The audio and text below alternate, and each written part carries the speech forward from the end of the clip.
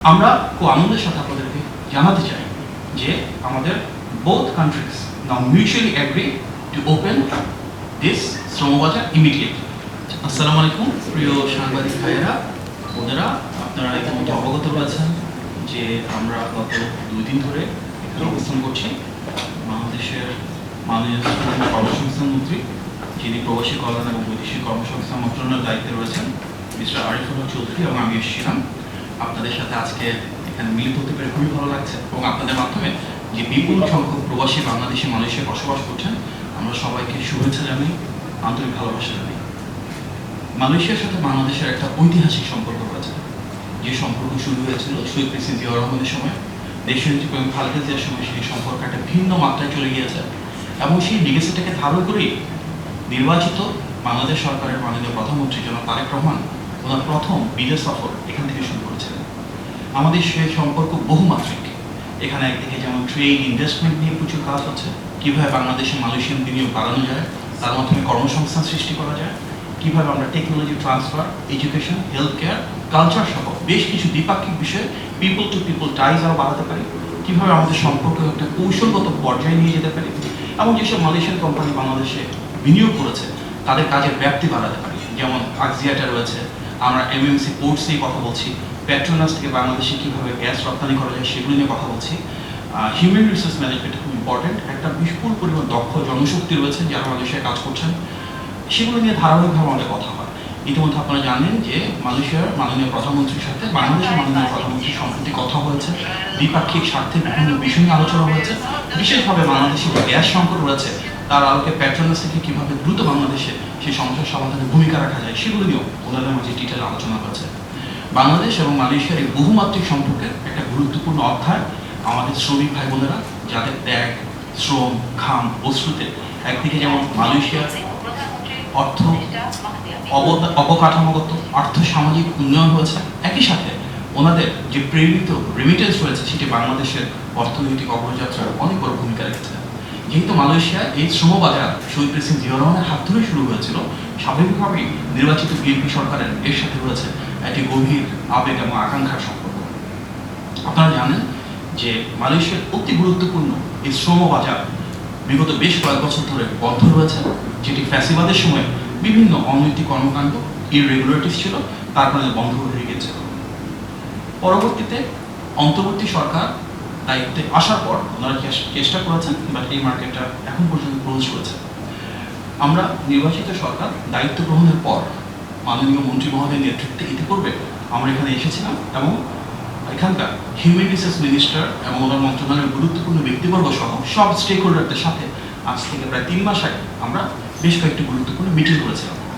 সেই ধারাবাহিকতা যথেষ্ট প্রোগ্রেসকে ধারণ করে আমরা আবারও এখানে এসেছি এবং গত 2 দিনে আমরা মালয়েশিয়ার human resource minister mister Ramanan Ramakrishnan, ওনার ministry secretary general, assistant secretary general এবং অল কনসার্ন অথরিটিসের সাথে বেশ প্রকার মিলিত হয়েছি, কথাবার্তা বলেছি এবং আমাদের আলোচনার মূল ভিত্তি ছিল সবার আগে বাংলাদেশ, অর্থাৎ বাংলাদেশের স্বার্থটা। আমরা খুব আনন্দের সাথে আপনাদেরকে জানাতে চাই যে আমাদের both countries now mutually agree to open this শ্রমবাজার immediately, এবং আমরা ডিউ প্রসেস ফলো করে যত দ্রুত সম্ভব এই শ্রমবাজার উন্মুক্ত করবার মাধ্যমে বাংলাদেশের যে বিপুল জনশক্তি রয়েছে ওনাদের জন্য মালয়েশিয়া এটা উন্মুক্ত করতে যাচ্ছে। মাননীয় মন্ত্রী মহোদয় মালয়েশিয়ার হিউম্যান রিসোর্স মিনিস্টারের সাথে কথা বলেছেন এবং আমরা ঐকমত্য পোষণ করেছি যে সব সেক্টরে এবং সাব সেক্টরে বাংলাদেশের শ্রমিকরা এখানে আসার সুযোগ পাবে। আমরা বাস্তবিকভাবে একটা লক্ষ্যমাত্রা স্থির করেছি যে অগস্ট মাসের শেষ সপ্তাহ নাগাদ ইনশাল্লাহ মালয়েশিয়া বাংলাদেশের শ্রমিকরা আসা শুরু করবে।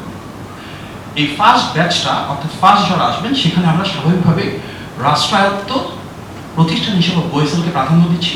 আমরা অনুরোধ করেছি মালয়েশিয়াকে যে বোয়েসেলের মাধ্যমে যেন প্রথমে বাংলাদেশে আসেন এবং অবশ্যই আমাদের একটা প্রায়োরিটি থাকবে যেখানে আমরা এফিসিয়েন্সি করতে পারি, কস্ট কাটিং করতে পারি, একটা স্বচ্ছ প্রক্রিয়ার মাধ্যমে যেন আমাদের যে বিপুল জনশক্তি রয়েছেন তারা বাংলাদেশে এসে কাজের সুবিধা পান। আপনারা জানেন ইতিমধ্যে যে অন্তর্বর্তী সরকারের সময় 423টি রিক্রুটমেন্ট এজেন্সির তালিকা মালয়েশিয়া সরকারের কাছে পাঠানো হয়েছিল।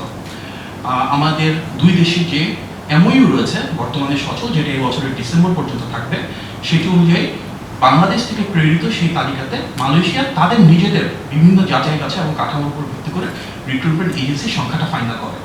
সেই ধারাবাহিকতা আমরা তাদেরকে অনুরোধ জানিয়েছি যে বাংলাদেশ থেকে যেহেতু সবচেয়ে বড় সংখ্যার মানুষ এখানে কাজ করতে আসেন, যেন এটি বিবেচনা করে সবচেয়ে বেশি সংখ্যক রিক্রুটমেন্ট এজেন্সিকে অ্যাকোমোডেট করা হয়।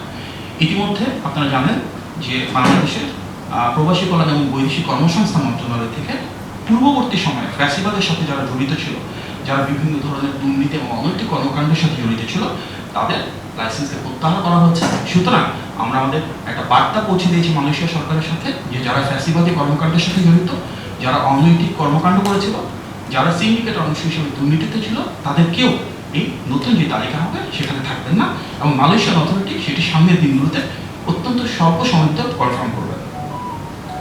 আমাদের মূল উদ্দেশ্য যত দ্রুত সম্ভব বাংলাদেশ থেকে নিয়মতান্ত্রিক জটিলতা কমিয়ে এনে এফিসিয়েন্টলি একটা স্বচ্ছ প্রক্রিয়ার মাধ্যমে অভিবাসন ব্যয় কমিয়ে বাংলাদেশ থেকে মালয়েশিয়ার জনশক্তি রপ্তানি থেকে শুরু করা। পাশাপাশি যারা মালয়েশিয়ার আমাদের অভিবাসী ভাই এবং বোনেরা রয়েছেন, সেই শ্রমিকদের জীবন মানে যেন উন্নয়ন করা সম্ভব হয়, তারা যেন আগের থেকে আরও একটু ভালো থাকেন। গণতান্ত্রিক সরকার হিসেবে, নির্বাচিত সরকার হিসেবে আমরা আমাদের সর্বোচ্চ আন্তরিকতা দিয়ে সেই জিনিসটা নিয়ে কাজ করছি। পাশাপাশি দেশে যারা রয়েছেন তাদের প্রতি আমাদের আহ্বান থাকবে, যেহেতু আমাদের শ্রম বাজার খুলে যাচ্ছে এবং আগামী 1 মাসের ভিতরে আমরা আশা করছি যে বেশ কিছু শ্রমিক এখানে এসে কাজ শুরু করবেন। সবসময় দেখা যায় যে বেশ কিছু দালাল বা অসাধু চক্রের সৃষ্টি হয়, তারা বিভিন্ন ধরনের প্রতারণামূলক কর্মকাণ্ডে লিপ্ত থাকেন। আমরা বাংলাদেশে গিয়ে সংশ্লিষ্ট আইন শৃঙ্খলা বাহিনী এবং প্রশাসনের সাথে আলোচনা করব, নির্দেশনা প্রদান করব, যেন এই ধরনের ভোগান্তির শিকার কোনো সাধারণ মানুষ না হন এবং প্রতারক চক্র থেকে যেন সবাই সচেতন থাকেন, এটি আমরা আহ্বান জানাচ্ছি। আমরা টেকনিক্যাল কোঅপারেশন শুরু করতে যাচ্ছি বাংলাদেশের যে মালয়েশিয়ান হাইকমিশন রয়েছে এবং বাংলাদেশের যে হাইকমিশন রয়েছে, এখানে বাংলাদেশের মান্যবর হাইকমিশনার সহ হাইকমিশন সব গুরুত্বপূর্ণ ব্যক্তিবর্গ রয়েছেন। ওনারা ওনাদের কাজ শুরু করবেন। টেকনিক্যাল লেভেলে আমাদের যে দুটো মিনিস্ট্রি রয়েছে, অর্থাৎ মালয়েশিয়াতে হিউম্যান রিসোর্স মিনিস্ট্রি এবং বাংলাদেশে আমাদের প্রবাসী কল্যাণ এবং বৈদেশিক কর্মসংস্থান মিনিস্ট্রি, এই দুটো মন্ত্রণালয়ের মন্ত্রীবর্গ একই সিদ্ধান্ত নিয়েছেন আমরা যত দ্রুত সম্ভব এই কাজগুলোকে এক্সপেডিট করব এবং একটা অ্যাকাউন্টেবল এবং ট্রান্সপারেন্ট প্রসেসের মাধ্যমে আরও বেশি এফিসিয়েন্সি ইনশাল্লাহ নিশ্চিত করব। আমরা মালয়েশিয়ার সরকারকে ধন্যবাদ জানাই আন্তরিকভাবে, তারা দ্রুত যে উদ্যোগ গ্রহণ করেছেন। অনারেবল প্রাইম মিনিস্টার মালয়েশিয়ার, অনারেবল হিউম্যান রিসোর্স মিনিস্টার এবং কনসার্ন মিনিস্ট্রিতে যারা রয়েছেন তাদেরকে আমরা আন্তরিকভাবে কৃতজ্ঞতা জ্ঞাপন করছি। আমাদের বাংলাদেশের মাননীয় প্রধানমন্ত্রী জনাব তারেক রহমান সবসময় বলেন, বাংলাদেশের বিএনপি যে সরকার, তার রাষ্ট্র পরিচালনার মূলনীতি সবার আগে বাংলাদেশ। আমাদের মাননীয় মন্ত্রী এবং আমরা যারা রয়েছি এই প্রসেসের সাথে আমরা সবাই চেষ্টা করেছি বাংলাদেশের স্বার্থকে সর্বোচ্চ প্রাধান্য দিয়ে, আমাদের যে বিপুল জনগোষ্ঠী রয়েছে সেটির স্বার্থকে অগ্রাধিকার দিয়ে কীভাবে বাংলাদেশের জন্য মালয়েশিয়ার শ্রম বাজারটাকে উন্মুক্ত করা যায়। আমরা বিশ্বাস করি সামনের দিনগুলোতে সেটি সফল হবে এবং আগামী 1 মাসের ভিতরে যখন বাংলাদেশের উন্মুক্ত শ্রম বাজারে প্রচুর বাংলাদেশি শ্রমিক আসা শুরু করবে, আমরা যখন তাদের জীবনমানের উন্নয়ন ঘটাতে পারবো, ইনশাআল্লাহ দীর্ঘমেয়াদে বাংলাদেশের ভাগ্য পরিবর্তনে সেটি একটা বড় ভূমিকা রাখবে। আমরা প্রত্যাশা করছি মালয়েশিয়ার সাইটে ওনাদের দিক থেকে দ্রুততম সময়ের মাঝে কিছু আপডেট দিবেন প্রসিডিউরের দিক থেকে এবং যে ডিউ প্রসেস রয়েছে সামনের দিনগুলোতে এগুলো আমরা আপনাদেরকে অবহিত করব। আমরা আজ রাতে আবার বাংলাদেশে ফেরত যাচ্ছি এবং সামনের দিনগুলোতে ইনশাআল্লাহ যখন শ্রম বাজার উন্মুক্ত হবে, আমাদের আরও বেশি আসার সুযোগ হবে, আপনাদের সাথে নিয়মিত দেখা হওয়ার সুযোগ থাকবে।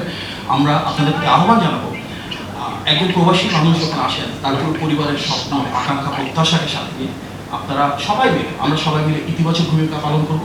আমরা হাইকমিশনকে মাননীয় মন্ত্রী মহোদয় ইতিমধ্যে নির্দেশনা দিয়েছেন যেন শ্রম বান্ধব একটা সার্ভিস আমরা এখানে প্রোভাইড করতে পারি, যেন শ্রমিকদের একটা আস্থার জায়গায় বাংলাদেশ হাইকমিশন হয়ে ওঠে এবং আমরা আমাদের সর্বোচ্চ আন্তরিকতা দিয়ে, ভালোবাসা দিয়ে সরকার সর্বপ্রকারে আমাদের শ্রমিক ভাই বোনদের পাশে থাকবে।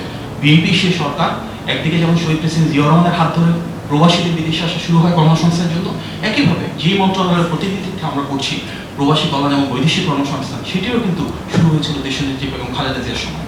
আমাদের প্রবাসী ভাই বোনেরা ভোট দিয়েছেন এবার এবং সেটি কিন্তু আমাদের বর্তমান প্রধানমন্ত্রী জনাব তারেক রহমানের নির্বাচনী যে ম্যানিফেস্টো ছিল সেখানে এটা প্রতিশ্রুতি ছিল। সুতরাং বিএনপি সবসময় প্রবাসী বান্ধব, আমাদের রাষ্ট্র পরিচালনায় সবসময় আমরা প্রবাসীদের স্বার্থ, প্রবাসীদের আকাঙ্ক্ষা, প্রবাসীদের প্রত্যাশাকে সর্বোচ্চ মূল্যায়ন করতে চাই এবং সামনের দিনগুলোতে ইনশাআল্লাহ সে ধারা অব্যাহত থাকবে। আমাদের এই অগ্রযাত্রায়, পথযাত্রায় আপনাদের সবার ঐকান্তিক সহযোগিতা কামনা করি। আপনাদের সবাইকে অনেক ধন্যবাদ। আসসালামু আলাইকুম। আজকে প্রশ্ন আজকে প্রশ্ন আমাদের